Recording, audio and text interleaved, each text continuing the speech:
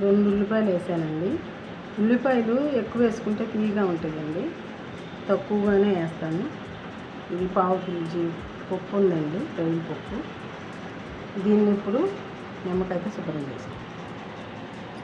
మొన్న ఫిష్లో చెప్పా కదండి, రొయ్యలను కూడా ఇలా శుభ్రం చేసుకోవాలి అని, అందుకనే దీనికోసం ఈ వీడియో పెడుతున్నానండి. ఈ అరబద్దతో దీన్ని కూడా శుభ్రంగా చేసుకుని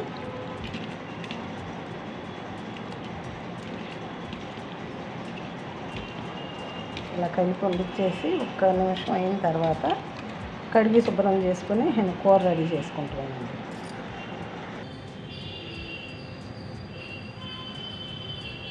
కళాయి ఈటెక్కిపోయిందండి.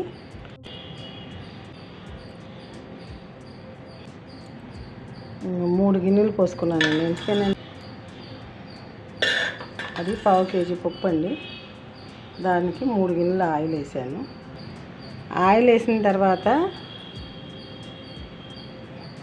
కొంచెం నెయ్యి వేసుకుంటేనండి నీసు కూరల్లో చాలా టేస్టీగా ఉంటుందండి. మీరు కూడా వాడి చూడండి ఈసారి, ఎంత బాగుంటుందో మీరే చూసి నాకు చెప్పండి.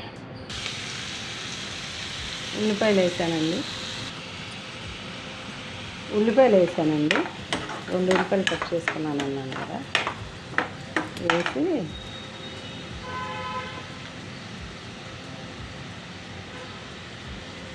ఇవ్వనండి.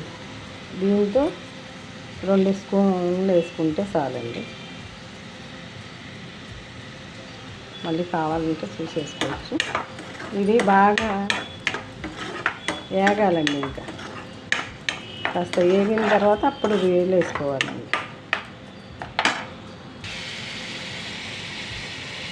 ఇప్పుడు రొయ్యలు వేసానండి.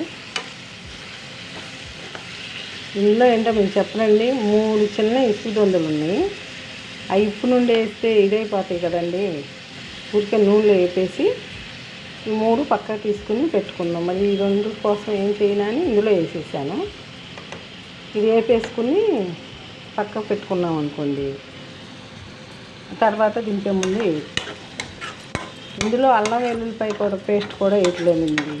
ఇప్పుడు పిల్లలకి ఏంటంటే, మనకైనా కొంచెం అల్లం వెల్లుల్లిపాయ వేస్తుంటే గొంతు కాడ ఏదో పట్టేసి ఉంటుంది. ఇలా లేకోకుండా ఇవాళ ఇలా అల్లం వెల్లుల్లిపాయ లేకోకుండా కొంచెం నెయ్యి వేసా కదండి, టేస్టీగా బాగుంటుంది. చూడండి, ఇలా కూడా ట్రై చేసి చూడండి మీరు. నేను ఇలా చేస్తున్నాను కదా, మీరు కూడా ట్రై చేయండి.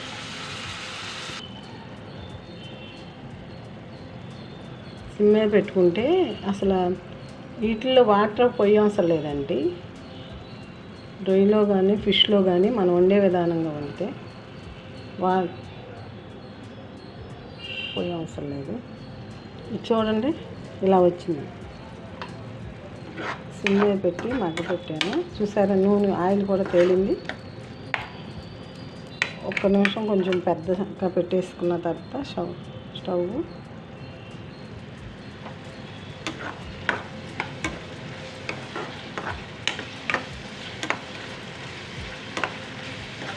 ఏమి లేదండి, ఆఫ్గా పెడుతున్నాను. అన్ని వీడియోలు కొన్ని అందరూ ఒకటి ఫుల్ చేసి చూపించమన్నారు. సరేలే, రొయ్యలు చూపిద్దామని ఇలా చేస్తున్నానండి.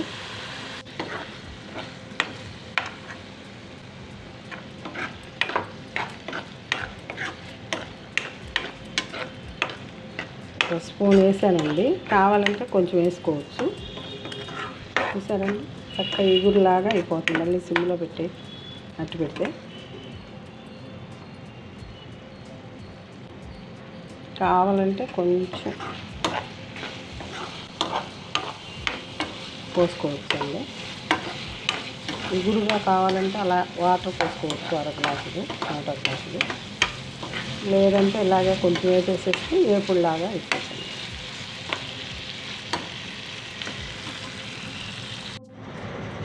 రొయ్యల కూర రెడీ అయిపోయిందండి. ఇలా మొత్తం అని చెప్పా కదండి, 3 ఇసుక దొందలు ఉన్నాయని, అవి మళ్ళీ ఇలా కలిపేసాను. చూసారా,